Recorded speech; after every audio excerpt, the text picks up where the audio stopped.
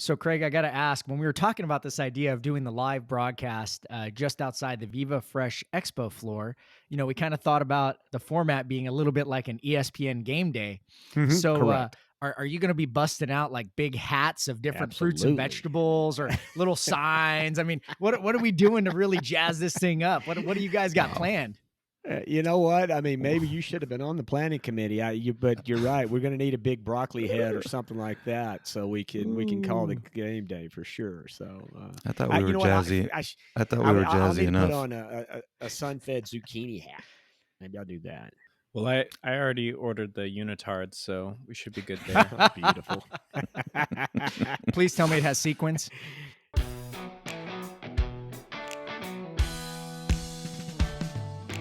With 50 plus years of combined produce, supply chain, entrepreneurial, and business experience, Craig Slade and Ed Bertad discuss the impacts of fresh produce on their lives and health. This podcast is a casual conversation between two friends just trying to get better. This is the Fresh CrEd.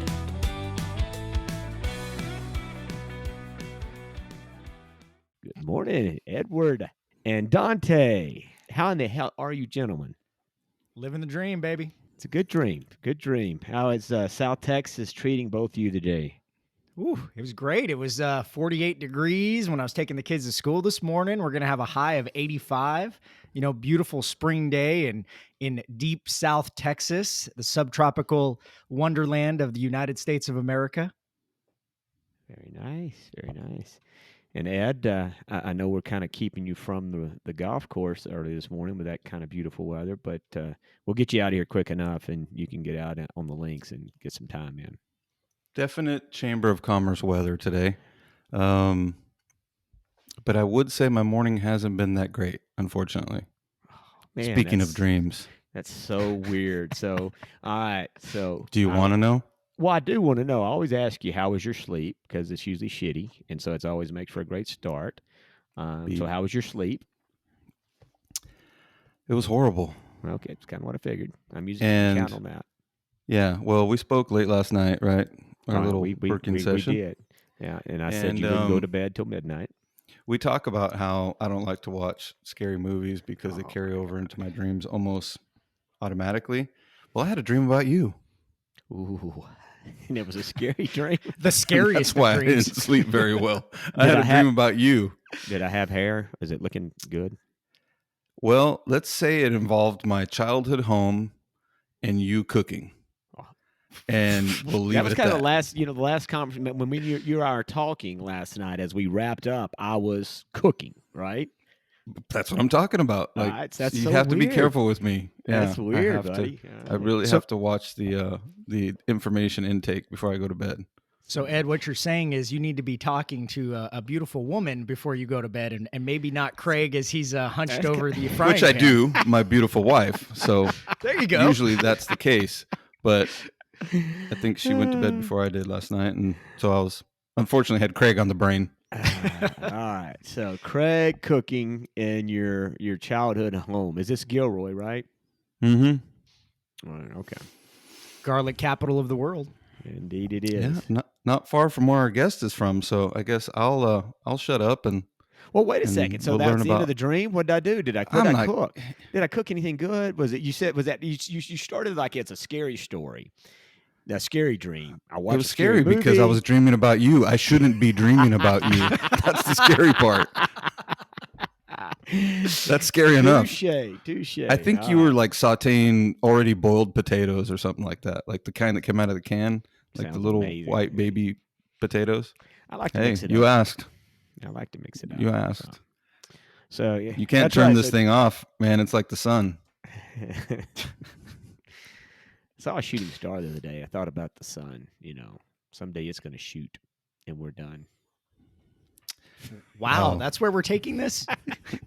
Well, but I mean, it's weird. You see a shooting star, and you're like, wow, that was like our sun at one point. And I don't know. Yeah, at some part, I guess it falls. I don't know. I guess it all depends on. Yeah, it goes supernova. We could probably just Google it, but if I'm reaching into the memory bank here, Mason, as you're in the background there looking up Google, I think it has something to do with things passing through and getting the reflection of the sun or the moonlight, and that's what the illusion is of the shooting star from us here on Earth. Don't you know that you are a shooting All right. star? Digression is definitely the Don't topic you of the day. know? All right. So Dante, you Ed mentioned Gilroy, beautiful garlic capital of the world. As we get into the show here, where do you hail from, young man? Let's So introduce Dante. Oh, you know what? That's a good idea, Ed. Can That's you a take great the idea. honors? No, go ahead. You think I should? All right. Well, we're happy to have Dante here from us. He is coming from South Texas. He is the president and CEO of Texas International Produce Association, or for short version, TIPA. Dante, he'll have to tell you how long he's been in the produce business. I've known Dante, I'm going to say 15, 20 years, maybe as much. I don't know. It's been a while. We've known each other a Yep. minute since he moved to South Texas. I believe he moved down there with CHR out of Monterey, California. And as I think I was asking him, I think he hails from nearby Monterey. So, Dante, any other accolades? I mean, you've done a lot. I mean, this guy's Yeah. been a amazing guy in the industry. He's done great things for TIPA. He was at the forefront of Viva Fresh, which we'll talk about later today, and he has spearheaded the growth and the building out of that. So, and he's also got the job with Ed and I both being board members of TIPA, of keeping us in line, which is not an easy task. But he does pretty well. So anyway, Dante, what else you got going on, buddy? Anything else in that introduction? Yeah. Well, thank you, Craig. So I come from a little town a little farther east than Monterey in Central California called Manteca, California. For those of you with bilingual capabilities in Spanish, that means lard. That's a story in and of itself. But anyway, my family is in farming there. And so you mentioned I've done a lot of different things. My first job when I was 13 years old was working with my grandfather who owned the farm. And, I got to go up and down the rows and count onion sacks and sew onion bags and put together sprinkler pipes. And so that's how I spent my summers from the time I was 13 until I went off to college. And, I realized then that I love agriculture. It's always had a spot in my heart and a spot in me personally. But I realized very quickly that in the future, when I had a career, I wanted to work somewhere that had air conditioning. As much as I love being outside, I don't really enjoy being outside, for 60 hours a week. I definitely like being indoors 60 hours a week. So anyway, realized I wanted to be close. And that's a little bit about how I ended up working for C.H. Robinson right out of Monterey, California. Graduated from beautiful Cal State University, Monterey Bay. Go Otters. And I was hired by C.H. Robinson to work with the Perishable Transportation Division. It was a great first job. Went to work there at the Food Source office in Ryan Ranch, beautiful Monterey, California. We had a great view of the coast and the ocean. I got, it was a little 10-minute drive to Salinas Valley. Got to see all the lettuce growing operations out there, all the fresh veg. And then being that I was one of only a few people in that office that spoke Spanish, they had acquired an asset out in McAllen, Texas. And they said, you know what? We need someone to go out there. They opened the door and they said, they all stared at me because I was standing up yelling at someone in Spanish. And they said, that guy over there, he's going to McAllen. He's going to McAllen. Uh-huh. So in 2007, I think it was, they sent me out on the, hey, go out there for 1 year and we'll bring you back after you get the office started. And I have not gone back. I'm married. I have kids. I have a family. I've got a life out here, and I love South Texas. I will never leave. To be honest with you, if I do leave, it'll probably be just a little slightly north to hill country, because it's beautiful out there. I love it as well. But no, Texas is my home now. This is where I've laid down my roots. Dante, I'm on my 20th year of that 1 year program.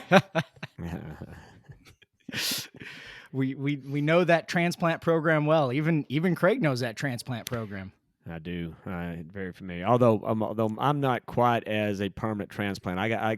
Throughout my career, I've been transplanted many different places. So, but anyway, yeah, that's Awesome, and definitely quite the journey.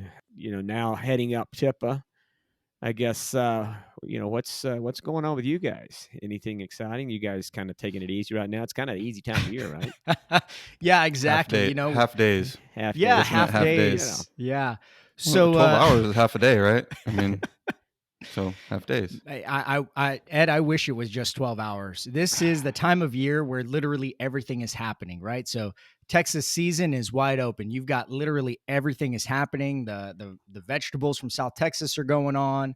Central Texas has their production going. We're getting ready to start watermelons here in a couple of weeks. Texas 1015 onions are rocking and rolling.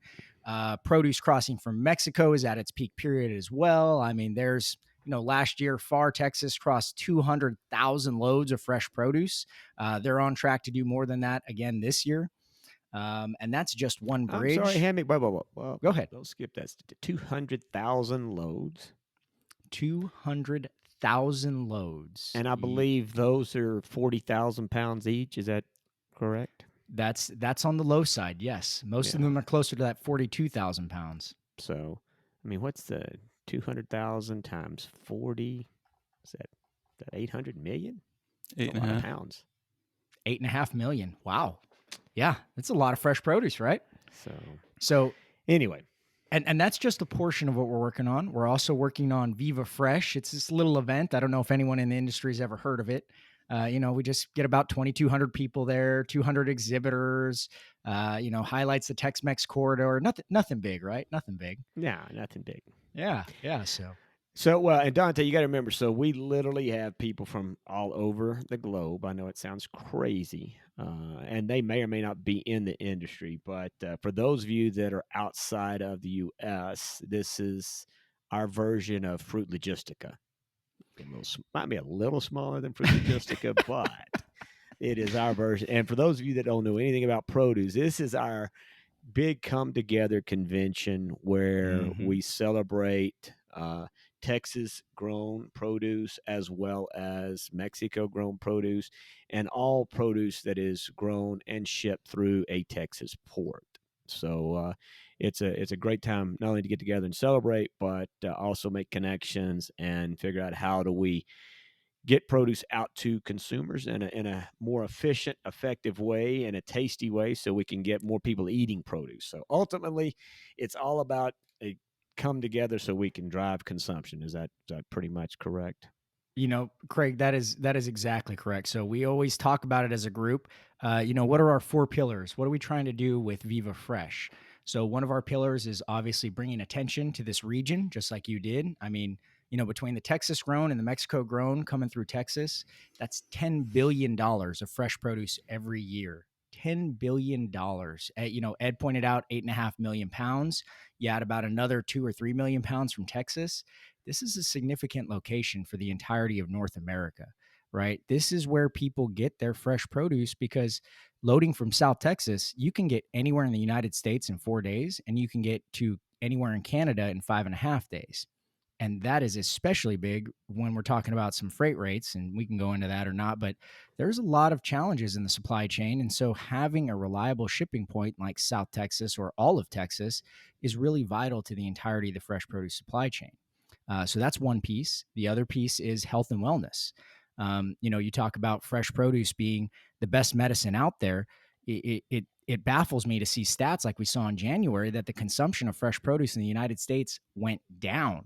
I mean, here we are fighting a global pandemic or endemic, depending on where you stand on the view, but fresh produce is literally the best medicine you can take to prevent getting sick or to maintain your health. So anyway, we've got health and wellness is one big one. Consumption is another big one. We're going to be, trying to figure out ways to get this message to more consumers. So that way they realize, hey, we're not trying to force a salad down your throat. We're just saying, maybe look at your plate and see if there's an opportunity to put some vegetables or fruit on there. Is there an opportunity that instead of those gummy snacks, you're feeding your kids an apple or a banana or some berries or my goodness, mangoes, pineapples, cotton candy, grapes, the halos or cutie oranges. There's all kinds of great options out there.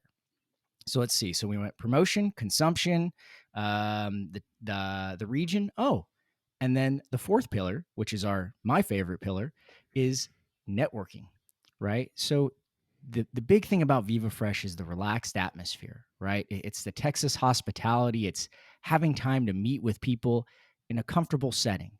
A lot of times we get to our events and it is rush and go, rush and go. Hey, I can only talk with you 10 minutes because I got to get over to this other thing. And that's really one of those things that, and you guys know this, we really wanted to go a different direction with Viva Fresh on.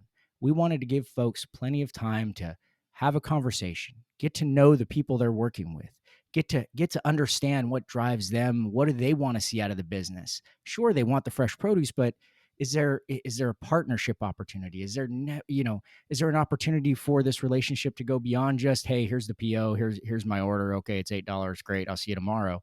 I mean, our industry is built on relationships, and that's really what we wanted Viva Fresh to be about, building those relationships, especially in this region.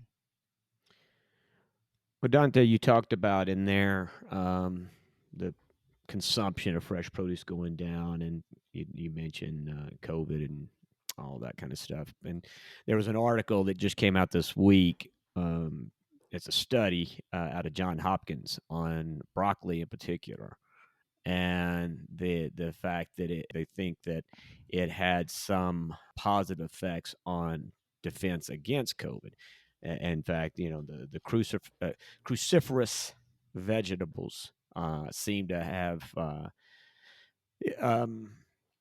want to say policies, but it's not. They see the cruciferous vegetables seem to have applications against that kind of thing. I mean, yeah, it's kind of crazy to think about what's available to consumers or to us out there that intuitively everybody knows probably would be good to have, but but it's not happening, right? Knowledge is great, but action is really where it makes a difference. And I don't know. I mean, as an industry, what is it that we're missing in terms of getting that action out of folks, right? What do you think is the missing link in that?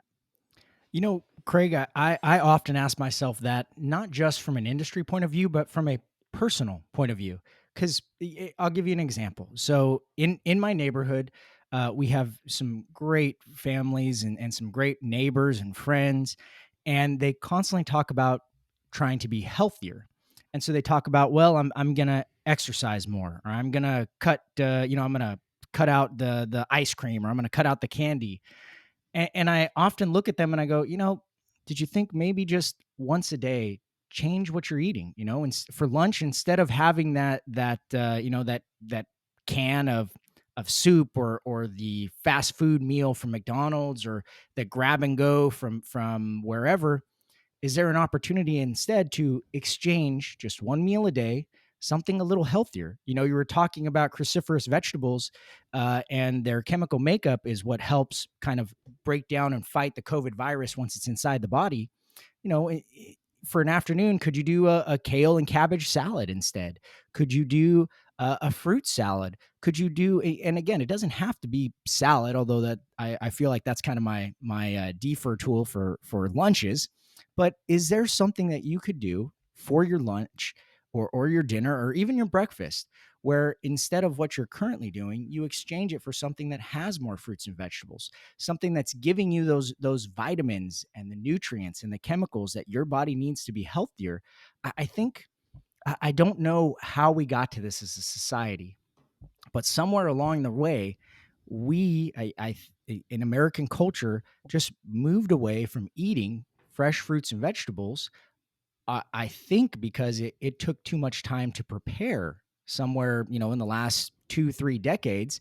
And we went, man, we just don't have the time. It's much easier for me to open something from a box, or pop open a can lid and throw it together.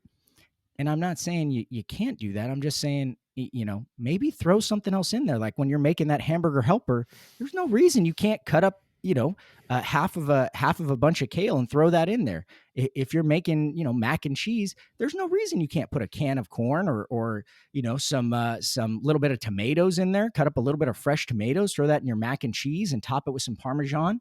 Man, that stuff's delicious and it's easy. And I feel like we're missing some of those easy opportunities. I realize I haven't really addressed your question. I think I was more going down the vein of what our challenge is. What's the call to action though?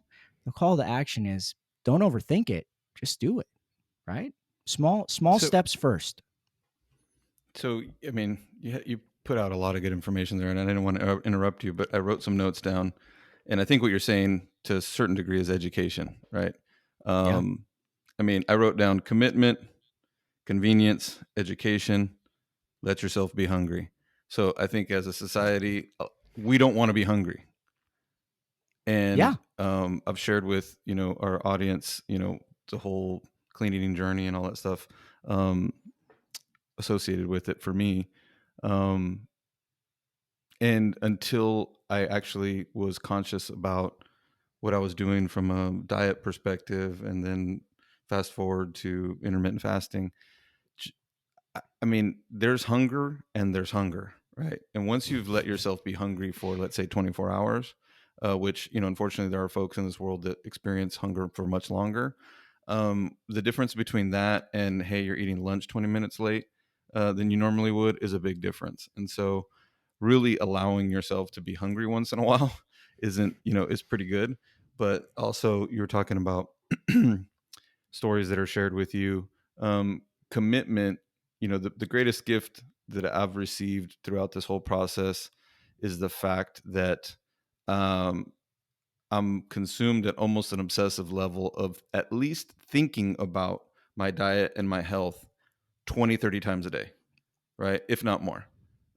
Whether or not I do the right thing all the time, I'm thinking about it. So it's consciousness, right? To say that I wish I'd eat this or maybe I should do that, that's so basic, low level for what you need from a commitment standpoint, that if most people knew, if there's something we could do to accelerate that, obviously we'd be, be lightning on a bottle. The education part, when I poll folks that I know, either that I interact with, that I eat out with, from a business perspective, personal perspective, home. And when I notice that folks don't eat fruits and vegetables, I always ask why. I mean, it might offend some folks, but why don't you eat fruits and vegetables? And many times at the real root of the problem is that it wasn't introduced to them at a young age, right? My wife, she did something with our kids. She's done a lot of things with our kids that I didn't ever understand why, and I do now. One of them Thank was God to for allow Callie. themselves to feed themselves at a very young age, which created a huge mess, right? I always would say, hey, why don't we feed them, so that they don't make such a big mess? But it seems to me that coupled with introducing the right foods, now, they'll eat anything and like to eat everything: fruits, vegetables, seafood, anything that you would think a lot of kids kind of, turn their nose up at. Mhm. So education, exposure, I think is huge. And I think there are a lot of organizations doing great things about, education, but I think we could do a lot more. Ed, I could not agree with you more. So real quick before I jump into doing more, I want to tell you, the partner in our relationships that is really overseeing our kids, I think is a huge contribution to why people eat fruits and vegetables. And I'll give you an example. So my wife, same thing. She gives our daughter just cuts up whatever and serves it to her. And our daughter now, our challenge is getting her to eat proteins. She will eat all the fruits and vegetables in the world. She'll eat all the pasta, rice, and beans in the world. But man, you try to give that kid meat, like even then I'll chop up chicken and try to put it in there with like the green beans or the tomatoes. She puts it in her What mouth and happens? it's bleh, and she picks it out, and she's throwing it on the ground to the dogs. But you're Mhm. exactly right. Education. And so I want to move into that. What can we do? I remember growing up in Central California, Manteca. We had a garden out in front of the elementary school. And by the way, our elementary school was K-8. So, I mean, it was the same kids basically for 14 years of your life that you saw from start to end. But no, I remember like we had large parts of our day were about eating fruits and vegetables, right? And how do you use them and what can you do? And our snack was carrots, or it was celery with peanut butter, or it was apples, or it was a banana, at school. It wasn't gummy bears, it wasn't a fruit bar, it wasn't a tamale or a donut or or something, a ho-ho. It wasn't any of those things. It was fruits and vegetables. And somewhere along the line, and I get it, we have limited funds and limited resources, but we moved to easy instead of right. We move to what is the cheapest instead of what is the best. We move to what is the quickest instead of what is the healthiest. And how do we get back to making some of these decisions for our kids in schools so that way, just like you're talking about, they're getting exposed to fresh fruits and vegetables at an early age over and over again, so that way by the time they're leaving the let's call it mandatory school system, they have the tools to make the right decisions. If at the age of 18, 19, 20, when they're out of high school, they decide they don't want to eat fruits and vegetables, okay. But at least as a society, we have done our part to educate them, to let them know, hey, this is what it tastes like. This is how you can use it. And by the way, it's pretty dang good for you. So I want to jump in real quick because particularly and Dante, I know you got a story. We're going to get to that a little bit, but I want to take a spin off of Ed because it's really important. Ed's been in this business a long time. He's been around it. He's certainly been fully educated. Obviously, Callie knew how to eat. She's feeding the kids correctly. Ed just didn't participate apparently. So the real question is, I'm here, by the way. Oh, I'm sorry. I didn't realize that. Okay. Anyway, the question is, Ed, one, I know why you got on a different journey, but what's really important, because a lot of people start on a healthier journey. They'll start a diet, they'll start a program, or whatever. Why did you stay this time? Why did you stay? How did you get to where you're at now, right? Because that's really the question. Starting it, knowing it, being around it, I think people have that information. The real question is how did you stay and how did you get to the point where you think about it 20, 30 times a day and that informs you and drives you? It's not very exciting, unfortunately, but I would say the primary reason, and it shouldn't be the the roadmap, but unfortunately, I experienced a low significant enough to where when I felt better, I didn't ever want to feel the way I did before. So that's not a good reason because I was lucky. Some folks, there's a point of no return that they reach, right? I was lucky, or I've been lucky, so I'm also very grateful.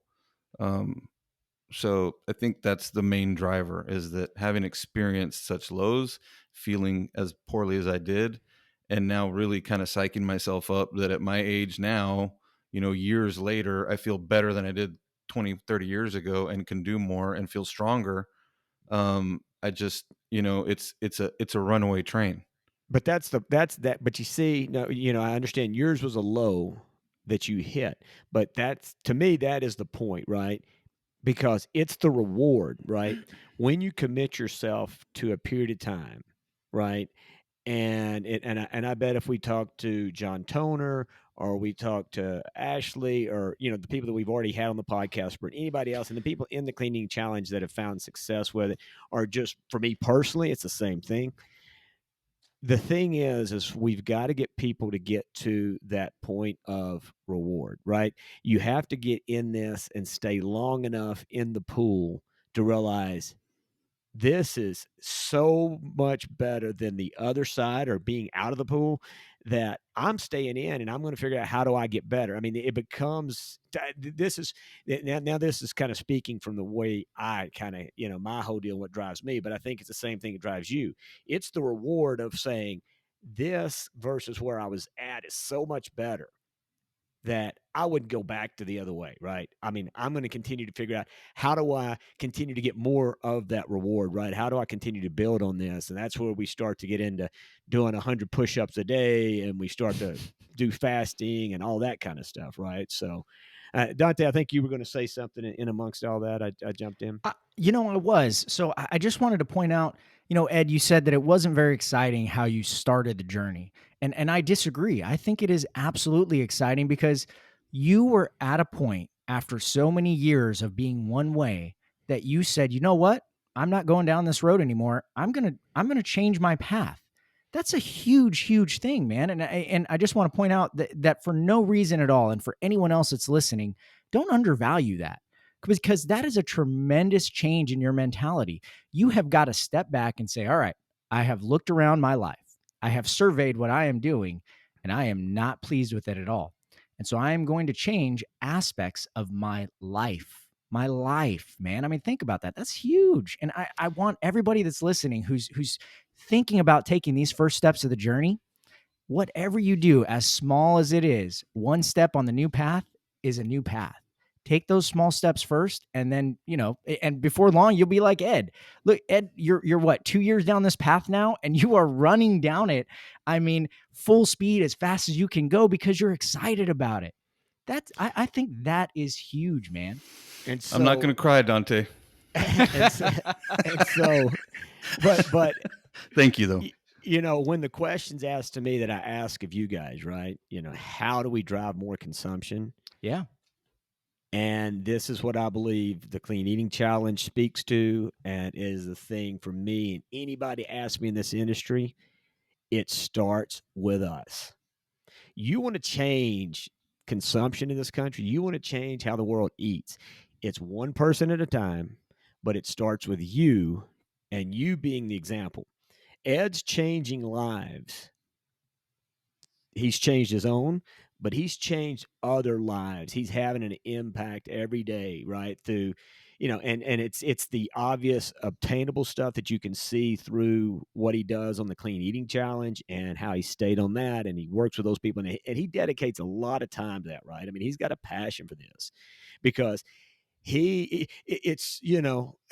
like becoming an apostle. Right. I mean, that's what happens to you, I mean, that's how the Christian faith got spread. And that's how the clean eating gets spread. Right. I mean, it becomes something that it impacts your life in such a way that you want other people, especially people you're close to and you love, to change. And then you want people around you to change instead of. So for me, the industry, the thing we have to do, right, is, if we are out telling people this stuff is a difference maker, this will change your life, well, by God, we better be doing it ourselves. We can't be bad examples, because if we're bad examples, nobody's going to buy what we're selling. So, Amen. again, yeah. So for me, it starts off with us, and it's a matter of having something change your life, and then being able to share that with other people, because there are people that are low spots where Ed's at, and they can't figure out why. And Ed can say, "Look, this is what changed for me," and it helps people out. Or Dante, I think this is a great segue into your story, because I think there's people that can connect with you, and how you kind of changed some things for you. So why don't you tell us a little bit about you and your journey, and how food has made a difference for you? Yeah. So for those that know me, I am not. I'm pretty much a beanpole to start with, right? I've got zero muscle on me, but also zero fat. But anyway, in 2018, I was with some friends. We were in New Orleans, and we're just eating seafood, cocktails in hand. 14, 18 hours out of the day, just living the dream. And so in 2018, we're there in New Orleans, and I start to get this pain in my left foot. And so day one, it kind of hurts a little bit, but I muster through it. Day two, it hurts enough that I really don't want to put pressure on it. But I continue, eating shellfish, eating etouffee, eating crawfish, drinking cocktails like it's going out of style. By day three, I can barely put any pressure on this foot. Now, this happens to be at the end of the day, we fly home. Day four, I wake up and I can put zero pressure on this foot. I mean, it feels like the foot is broken. So at this point, the foot is also turning red and swollen. So I get an appointment with the specialist for the following day. I wake up day 5, and my wife has got a wounded soldier carry me out. I kid you guys not, because I cannot put any pressure on this foot. It is red, swollen, twice the size of the other foot. I couldn't even put a shoe on it. and a sock felt like it was fire. So I get there to the doctor. Literally within 5 minutes, the foot doctor looks at me, looks at the foot, looks at me, and he goes, "All right, so one of two things here. One, either your foot is broken, or two, you have gout." And I said, "Doc, I know what the first one means. I have no idea what this second thing is you're talking about." So for those of you on the listening to this, gout, otherwise known as the rich man's disease, basically comes from eating lots of shellfish, eating food that has lots of proteins in it, which comes from wild game and red meat, and then lots of liquor, which happen to be all of the things I was consuming in New Orleans on just a massive binge. But anyway, what it did is it gave me a wake up call that some of the fuel I was putting in my body was not the best fuel for me. And I think, that's part of my journey, is realizing just because I was eating healthy doesn't mean it was the right kind of healthy for me. My journey had to change. And so since then, I've moved to pork and chicken and tofu. By the way, for those of you that have not tried tofu in your meal, it is fantastic. A little bit of coconut oil or some butter, fry that up in a pan with some veggies. Fantastic stuff. Anyway, but since then, I've had to move. I stay away from sugary drinks because that's another thing. Not that I drank them anyway, but instead of having sweet tea, now I get unsweet tea. I stay away from Gatorade. I mostly water now, or some Crystal Light. I still eat lots of fruits and vegetables, but my proteins have changed. Some of my side habits have changed. I used to be a big vodka and tequila guy. Now I'm more towards wine.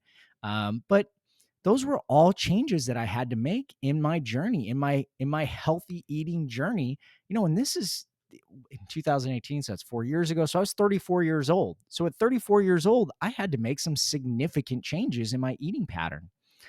It was hard at first, like all things, but here I am 4 years later, and it's fine. I mean, I'll eat a steak probably once a month, if that. I do occasionally have a vodka or tequila, but again, that's very, very rare. At this point, I've made changes enough, just like Ed's made and Craig, like you have made, that have fit my lifestyle, and I've shaped my lifestyle to those changes as well. And it's part of my journey. And one of the things I want to say as we talk about, getting that message out there and the clean eating challenge, is that for anyone who's thinking about taking those first steps, no one else can take this journey except you. This is your journey to take. You have got to take those own steps. We are here to help you. We're here to provide the resources. But at the end of the day, the only person that can eat healthy for you is you. And that's something that I learned on my own journey as I've fought through gout. And I'm pretty fortunate now. I've the doctor, I went in, I think it was 6 or 7 months ago.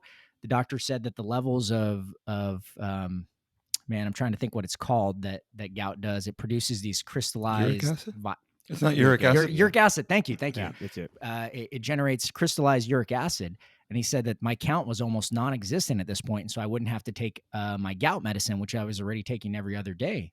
And so I've put that up on the shelf. Now I don't even have to take it, because my lifestyle has put me in that position that I have been able to move away from the medication. So it's for me, it's just been very, very much a part of my journey and my healthy eating and the way that I plan my lifestyle around that kind of thing. Well, it's taking responsibility, I think, which is kind of the underlying or overarching theme, depending on your philosophical slant. But I think it's great. I'm super surprised when I heard that we're going to be talking about this today. As you were describing yourself to our audience, I mean, you're just not somebody that I thought was susceptible to gout. I mean, I picture people with gout being, typically overweight, maybe a little bit older than you are, less physically active. So I was super surprised to hear that you had been battling with this, which I know is painful. I've never had it, but I know people that have.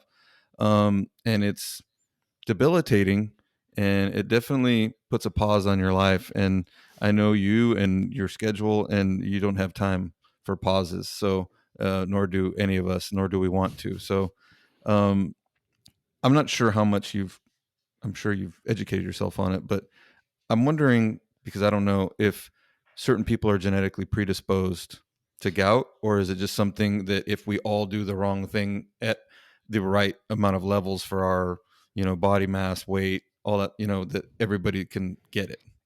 It's both, Ed. So, you can be genetically predisposed to it, but like in my case, my maternal grandmother had it, but my maternal grandmother had 5 kids. I'm one of 20 grandkids, and I'm the only one that has it. So you're talking about in 2 subsequent generations of 5 kids and 20 grandkids. I'm the only one that got it. So I mean, the odds of it going genetic, and I should probably stop. I'm not a doctor. I don't know these Yeah. things, but I'm just saying my personal story is that we pretty much had ruled it out. Well, But I am a doctor, so I'd like to weigh in on that. go for it. Go for it. Okay. Okay. Here's the thing. This is one thing that drives me crazy, but I think this story is perfect for this. Genetics is not a default for this is why I have this problem. You are obviously genetically predisposed for it. You're able to overcome that by changing what you eat. We all have genetics that will influence heart disease. Some of us are more susceptible to heart disease. Some of us are more susceptible to types of cancers. We all have genetic influencers, right? But all of those, in my personal opinion, and I am not officially a doctor, I kind of think I am, but I don't really get to call myself that. But anyway, I'm telling you, so many people that I know that are on medications, that are, have issues of all sorts and all types, and their age, and their dad had it and their grandfather had it or whatever. When they change the fuel that they're putting in their body, when they change what they're eating, when they pay attention to their diet, when they look into food allergies, when they get down this rabbit hole, when they look at intermittent fasting. I mean, my best friend, if he came on here, he would tell you right now, and this guy, he's had, high blood pressure medicine, just multiple different issues through his life. He would tell you that there is absolutely merit in fast. He would tell you fasting's huge, but as well as what you're putting in your body and what you're eating, how much you're eating, all that kind of stuff is relevant. And I just can't tell you, it's like, don't let genetics be your default as to, well, I have to suffer with this because I'm genetically predispositioned to have it. And so my dad had it, I've got it. No, hell no. I know plenty of people, just like Dante, that, yeah, they've got a genetic situation which makes them more acceptable to it. But you can change what you eat, how you live your life, and you can get off the medication as Dante has. So there's my big soapbox for the day. Thank you very much. Craig, I think that's a great point. I think a lot of people sometimes feel like they're pigeonholed into one way of life, and part of that clean eating challenge is letting people know it's okay to admit that maybe somewhere along the way you've made some choices that were not in the best interest of your own health. We've all done it, right? I mean, when I lived in Europe for a year, I was smoking Lucky Strikes unfiltered. You want to talk about terrible decisions? Holy cow! Like it was a job. Like it was, yeah. Lucky Strikes. Like I was keeping the industry alive. I mean, what was I Good thing you thinking? didn't keep doing that, because I don't even No, think they sell those anymore, do they? They Oh sell my them filters gosh! anymore? I don't, what a ridiculous thing for me to have done. But There's but kids on this show that don't even know what you're talking about. good. Well, you know what? Then that means we've got some education that's doing something right for our folks. I mean, that's perfect. But we've all made those decisions. It. I think what's important though is that people need to understand it's okay to admit that you made the mistake and not do the mistake again. Right? We've got to learn from those types of things. We've got to recognize, yeah, we might be genetically predisposed to a situation, but that doesn't mean that we can't overcome it. I agree with you 100%, Craig. There is a lot of challenges in our lives, both from the personal and the exterior aspects. But I think diet and lifestyle and not to get too philosophical, but some of the other things in our around us can be changed, starting with our own choices, right? What we decide we want to do. And Craig talked about promotion and encouraging folks and trying to help other people kind of see the same point of view for their betterment or for their good. I was talking about this the other day as it relates to raising kids. You know, we could talk about this all day, but really at the end of the day, we're trying to shorten the learning curve, right? So they could get further faster than we did. And so the biggest thing I regret or I lament that I didn't do this sooner. Now, it wasn't too late for me. It's not too late for most people. But there will reach a point where if I would have waited, you know, enough, I might not have been able to get out of the hole that I was in. And I'm not completely out. Um, but obviously, if we could teach, going back to the education component, if we could teach folks sooner, maybe they don't ever have to even go through what some of us have been through. And if they do, get them to recognize and take, action sooner. Ed, so that's an interesting idea. And Craig, I'm sorry, I don't mean to hijack the podcast here if you have a direction, but the There's idea no of it's direction, Dante, ever. So oh, okay, fair enough. We're we're like the wind, right? Yeah, it's exactly what it is. I got to disagree with you, bud. I don't know that it's ever too late, right? As long as you are making decisions for what you're putting in your mouth, is it too late? Can you? So I meant relative, right? So like at a certain age, I wouldn't be able to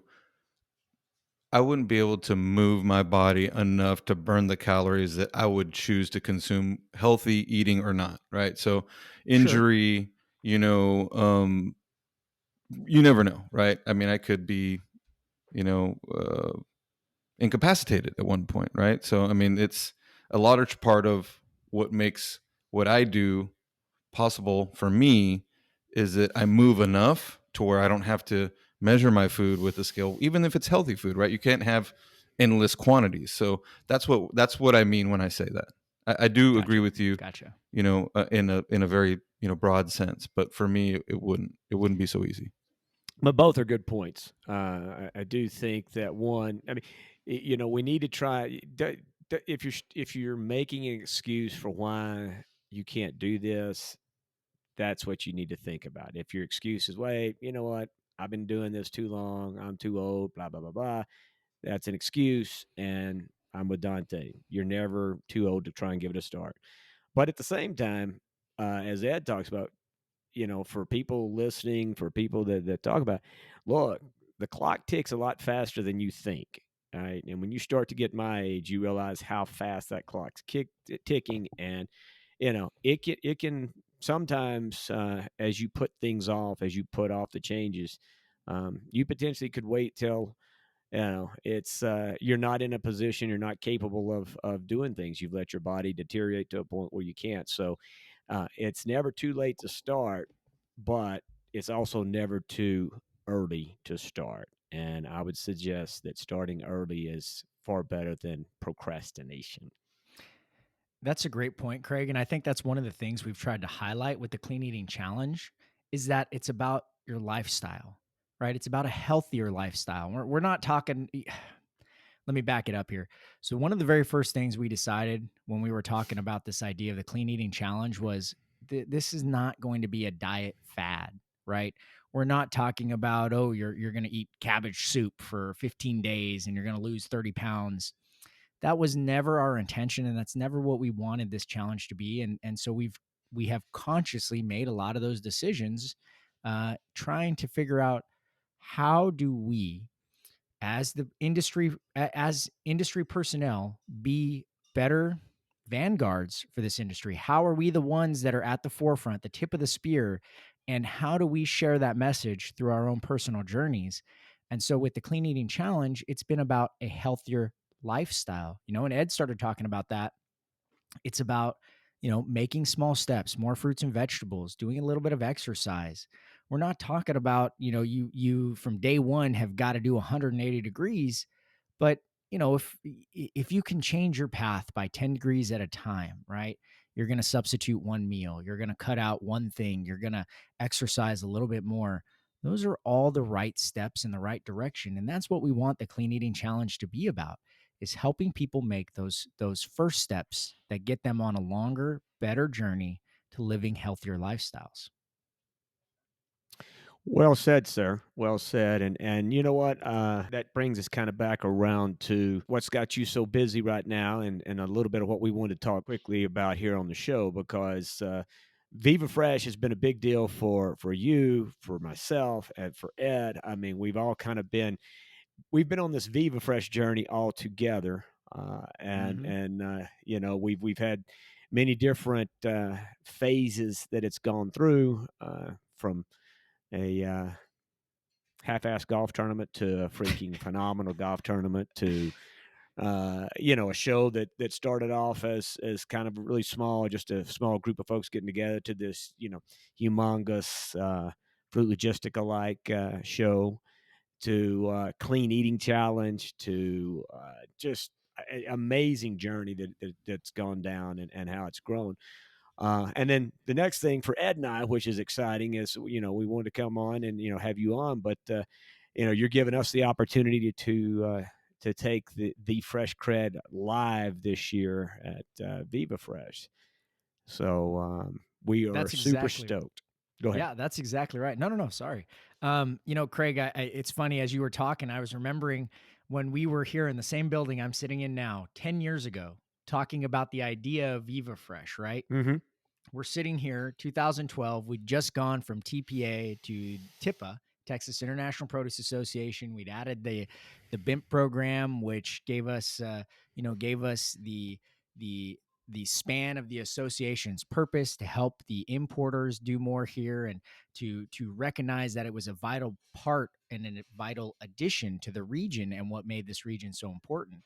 And I remember we're sitting in that room thinking, man, we have just got to do a better job telling our story. And you know, we've been talking a lot about that from the health and wellness perspective, but from the region, from the fresh produce supply chain side, I remember us sitting here thinking, how do we take what is our current kind of format for a show? We had 200, 300 people, and it was a great event. It was all about, you know, talking to the people that we already knew.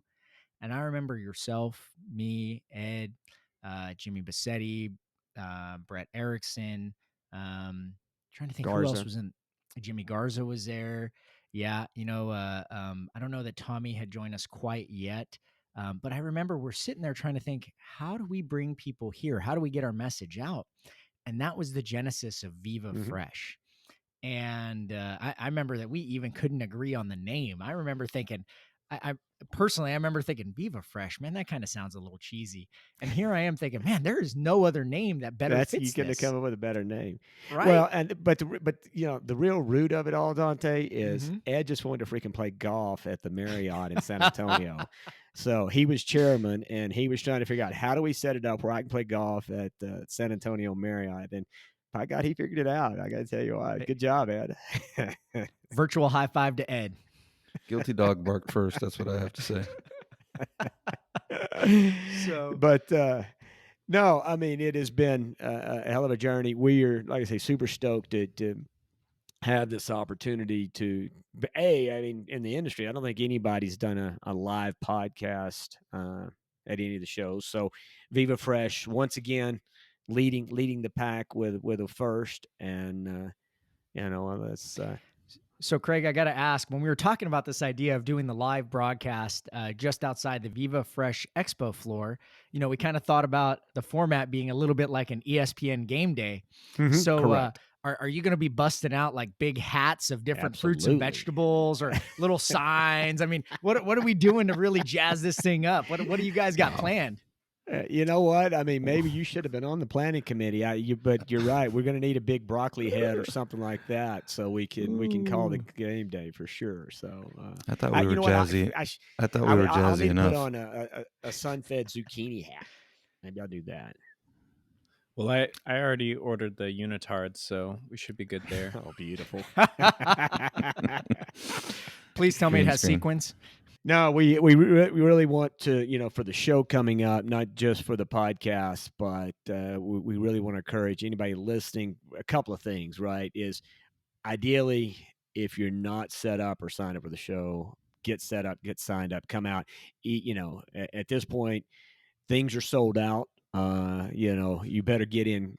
By the time this podcast comes out, this may be too late. It'll be coming out in a few days. We're going to put this one out early, but I know the main hotel's sold out. All the booths are sold out.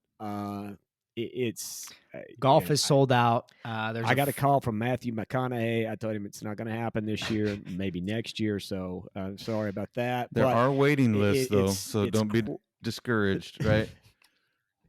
That's exactly right. You can get on the waiting list, and we'll see about getting you worked in. But no, we're happy about it. And if you can't make it, if you're not making the show, all right, so we'll be putting out how to connect to the pod, because there's a lot of people in this industry that the exposure to what we do at Viva Fresh and the people that come through there and some of the interviews that we'll do, I think, there's a lot of people that, maybe the produce manager working at an HEB, right, that wouldn't be coming to the show, but has a chance to tune into this, and so I would encourage, the retailers out there, let your people know that this show is going to take place, because we're going to bring not only some outstanding guests to come in and interview, that'll be engaging and entertaining, but this will be information and guests on the show that will hopefully inform consumers, but produce people for sure that are working in the trenches every day, and give them a message to take out, and examples and knowledge of the business. So we've got a huge audience that'll be there personally, but this is an opportunity for us to extend it to all those people that could make the flight, that were not scheduled or whatever, right? And this is our chance to extend that out within the industry, but then we hope to reach some consumers as well, because there's a lot of consumers that are passionate about this business just like we are. Well said, Craig. Well said. Real quick, I will kind of do a selfish promotion here. So Viva Fresh basically highlights the region, like we were talking about a little bit. TIPA is the association that runs it. The Texas International Produce Association educates, advocates, promotes, and represents on behalf of the $10 billion of fresh produce that is either grown in Texas or considers Texas its first point of arrival for domestic distribution. And for those that are listening in and do not recognize either TIPA or Viva Fresh, if you want to learn more about the importance of the Texas-Mexico fresh produce corridor, we have information on our websites, www.texipa.org or www.vivafreshexpo.com. Both of those are great resources. You can find out about the show or the association and what we do. Or if you are taking or interested in taking your first steps on the clean eating journey, you can log into that Viva Fresh website, and on the landing page we have a link to the Clean Eating Challenge, the blog there, and Ed can tell you all about how we post videos as people take this journey and they talk about their successes, their challenges, their issues, and very soon our hope is that we're going to be adding some resources as well, so that people who want to take this journey on their own, outside of our featured participants, have some guidance and can do it themselves from home. Now, Dante, is that clean eating challenge, is it limited to people in the industry, or is that open to anybody? Listen, the clean eating challenge is a lifestyle opportunity. So the featured participants are limited to about 10 or 12 people every year, but I want to encourage listeners who are thinking about taking their first steps on their own healthy journey that the clean eating challenge is absolutely not limited to just the featured participants. It is absolutely not limited just to industry people. Yes, those are our targets because, like I said, we are the vanguard, we are the tip of the spear, but we want everybody across the entirety of this world to live their best life. And we very firmly believe that fresh fruits and vegetables as a part of your diet are going to help you make that journey. So what's that link again, real quick? And www.vivafreshexpo.com. On the landing page, you will see a link to the Clean Eating Challenge. Click onto that, and you will get access to all kinds of great testimonials, stories, video blogs. We have some resources in there, but over the summer and in the lead up to the 2023 challenge, we will be expanding that resources library dramatically. Excellent. Mason, we'll be sure and put those links out there as well. Hey, ADB, Dante, what you got, Bubba? Well, I pulled up the schedule while Dante was talking, and a couple things that jump out at me that I find particularly exciting. I mean, we've got a lot of great things going, so I was going through the schedule and figuring out where we needed to be, or where I personally needed to be when for those couple days, and it's action packed. Obviously, I won't even go into the fun golf component, but there's also great educational sessions. The TIPA group, which Dante, maybe you can talk about a little bit, is super exciting, as well as the In Bloom TIPA Women in Produce reception, I think is pretty exciting as well. So if you want to maybe go over a Yeah. couple of those that Yeah. are particularly different, or unique to our event. Yeah. So first off, let's start with In Bloom. So In Bloom, the Women of TIPA is the name of that committee. And that committee is focused on helping the female produce professionals in our industry expand their network. And that's through both education of the journeys that other women have been on, expansion of your own personal network, understanding what opportunities and challenges and struggles or wins that others have had throughout their professional careers. But mostly, it's an opportunity for the professional produce women of our industry to get together, talk to each other, get to know each other, and network again in a relaxed atmosphere. Why TIPA is very similar to that. So TIPA, or the Youths of TIPA, is for young produce professionals under the age of 35 starting in the industry. So as someone that came up through the ranks, and I know you guys did as well, you can remember those first few years, you kind of start, and I mean, a lot of our industry is a trial by fire, right?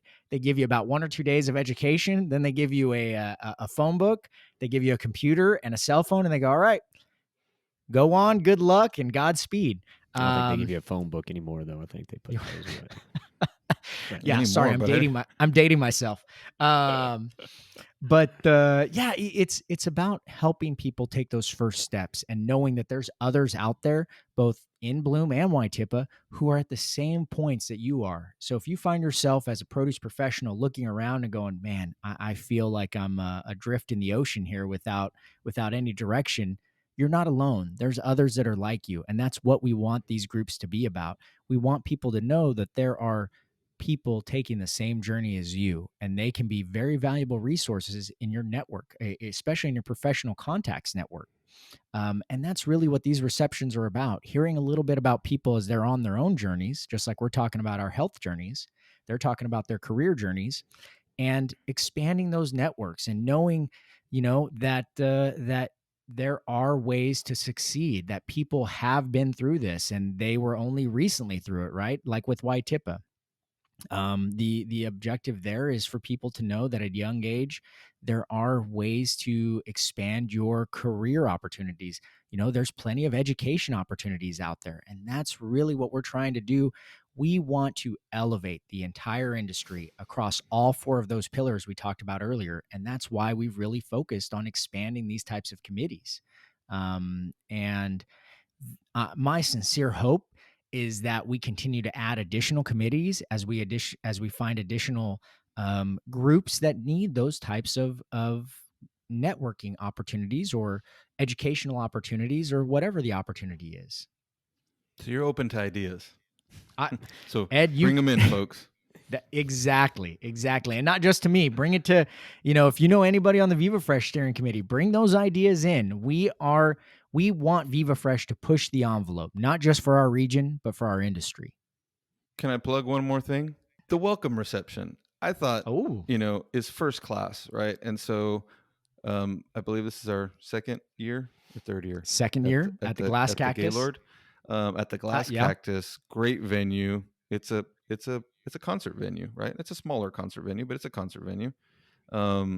Overlooking beautiful Lake Grapevine. It's first class, and it was great last year, and it was, still earlier in our COVID journey process. So I expect this year is going to be even better. So definitely encourage folks to make the welcome reception. Ed's not only going to be maskless to celebrate the end of COVID, but he's agreed to be shirtless and maskless.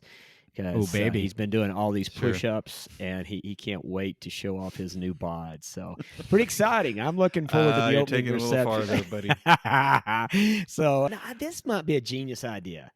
because Ed's talking about he's doing these push-ups, and he's talking about this masterful machine of a body he's putting together.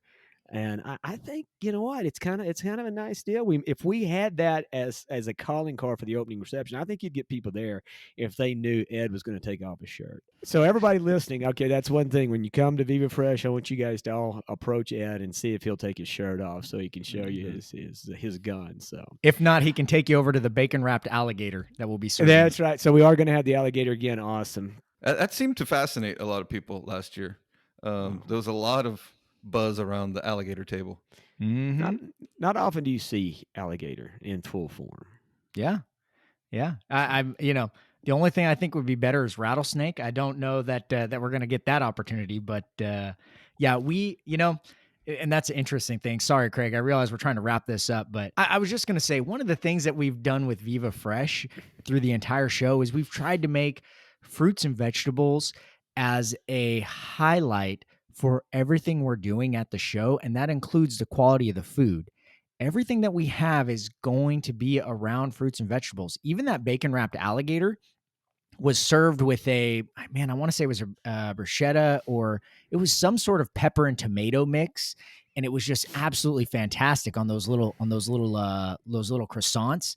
But I mean, everything that we do from start to finish, we want the food and that experience to be just top notch. Gaylord knocked it out of the park last year, and I expect that they're going to do it again this year. And we really try to take that opportunity to think about fruits and vegetables in a different way. I think all the way back to our very first Viva Fresh in 2015. And I remember taking the first menu, telling the chef at that time, I can't remember the hotel it was, but I remember looking at it and being like, nope, try again. And the chef was like, what do you mean? I said, listen, I don't know what you don't get, but I'm telling you, fruits and vegetables, bud, fruits and vegetables. And he came back to me with a smirk on his face and he goes, I want you to skip straight to the dessert. So this new menu, I go down to the dessert. It was avocado chocolate mousse. And I thought, I bet it's just chocolate mousse with an avocado on top. Nope. He mixed in avocado with the chocolate mousse. It had almost the consistency of guacamole. But Ed, I don't know if you remember tasting it or Craig, It was but in Austin. holy cow. Yeah. Yeah. I remember Austin. Yeah. I don't like Hilton, wasn't chocolate, it? but I loved that. That was fantastic. And so those are That the was types good. of ingenious culinary opportunities that we look to put in place in Viva Fresh. And so anyone attending is going to see those this year as well. So do People not miss appreciate it. Yeah, people appreciate it, and they make comments about it. Like, I think we get a lot of good feedback, right? And it's definitely noticeable, and that's the point. All right. So I am going to get the hook out. Usually the hook's for me, but today I'm getting it for my two members here because we are all passionate about Viva Fresh, and we could talk Viva Fresh. Man, I want to talk Come about see it. Farm Bill. Come I wanted see it. Dante to go through. We're not going through the farm we're bill. out with the That's Farm not Bill happening. and the different components of it. And I'm just thankful Yeah. there's still a few people listening, so let's don't lose those couple talking the farm bill. Dante can do that on their show. So okay. no, seriously, please come join us at the Viva Fresh. It's April 20th through the April 23rd, guys. It is at the Gaylord there just outside of DFW. Literally, if you just find yourself with no schedule, you can fly just about from anywhere in on Saturday morning, make the show, see the live podcast, catch a late flight out, be back home. You literally could make this show with a day in and day out, just about anywhere in the country. I mean, literally, it's an easy show to get in and out of. The Gaylord's 15 minutes from the airport tops. It's something you want to come. I mean, I highly recommend coming in for the golf, the opening reception, the 19th hole celebration. So much going on. It's a great atmosphere, and something that I love being part of. These two guys here with me love, I know, and there's several of us that are part of the steering committee. So come out, see us. I want to say a couple of thanks for the sponsors that are for Ed and I at the show. Certainly IFCO, SunFed. We also have Limonera, who is helping sponsor the live podcast, as well as Produce Careers. Thanks to all those guys. And Dante, thank you. Thanks, TIPA, for letting us bring the show there and be part of that. we appreciate what you guys are letting us do, and just what you do for the industry and what you're doing with the Clean Eating Challenge and all the things that you're doing. Far greater than, just selling more produce. I mean, you guys are changing some lives with that stuff, so that's awesome. So, Well, thank you. And thank you guys for giving me the opportunity to come and yap at you for over an hour. I really appreciate this. And I appreciate being able to talk about, not just Viva Fresh, but the importance of fruits and vegetables. Just again, as we're looking to sign this off, I can't tell you folks how important it is. Just make those small changes, a little bit here, a little bit there. At the end of the day, it adds up, right? It's just like your retirement account. You may not think that $10 or $100 means a lot now, but you extrapolate it over 40 years and it really means something. Same thing with your diets. A little bit here, a little bit there means something in the end. amen to that Wow. for sure. Man, if this is the start of the kickoff to the day, man, I mean, I'm gonna go do some push-ups. You, You 200 can today. guarantee it right now. Well, Eddie B, bring us home with all the how do you get in touch with us, and Please follow us at the Fresh CrEd on Instagram, YouTube, LinkedIn, and Facebook, as well as CrEd Fresh on Twitter. Please do us a big favor, and if you like what you hear, share this podcast with a friend, coworker, and send us a note at thefreshcred@gmail.com if you have any questions or suggestions for future shows or interviews. well, Dante, it's been an absolute pleasure. And Eddie B, as always, it's great to see you. I love it. Love you. Everybody have a great day. Go out and live healthy and live intentionally. Thanks, guys. Thank you guys. See y'all soon.